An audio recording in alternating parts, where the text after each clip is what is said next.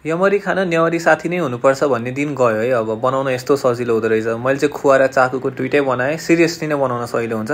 खुवामा हामीले दुध हाल्छौँ अनि त्यसपछि यसलाई मजाले तताउँछौँ अनि पग्लिन्छ खुवा। अनि त्यसपछि हामी चिनी हाल्छौँ, त्यसपछि हामी इलाइचीको पाउडर हाल्छौँ होइन, त्यति हो। यति हालिसकेपछि हामी मजासँग उमाल्छौँ अनि त्यसपछि यसको लिक्विड थोरै कम भइसकेपछि हामी यसलाई राख्छौँ। यो हाम्रो खुवाको भयो है।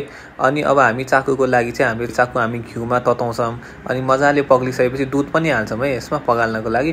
अनि बिस्तारै पगाल्छौँ अनि त्यसपछि त्यसलाई पनि एउटा टेम्परेचरमा ल्याइसकेपछि चाहिँ हामी यसमा हामीले नरिवलको धुलो हाल्छौँ, त्यसपछि सेतो तेल हाल्छौँ अनि एकछिन फेरि मस्त चलाइसकेपछि हाम्रो यो चाकुको भित्र हाल्ने रेडी भयो। पिठोको लागि चाहिँ मैले टिएफसीको गोल्ड राइस युज गरेर ग्राइन्ड गरेँ, एकदम राम्रो भएको थियो। पिठोलाई तातो पानी, अलिक धेरै नै तातो पानीमा चाहिँ मजाले चलाउँछौँ अनि त्यसपछि मुछ्छौँ है त।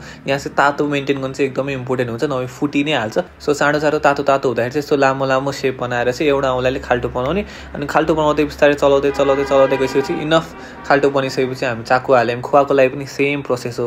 अनि अघि देखाएको जसरी नै गरेर माथि बन्द गर्नुहोस् अनि दुइटा सेप बनाउनु। सेप बनाउन चाहिँ अलिकति गाह्रो हुनसक्छ, सो सेप नराम्रो भए पनि हार नमान्नु होला है।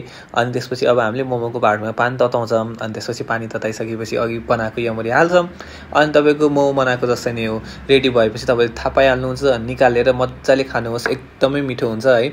मलाई नि एकदम मनपर्छ। अनि भोलि यमरी पुर्णेको शुभकामना।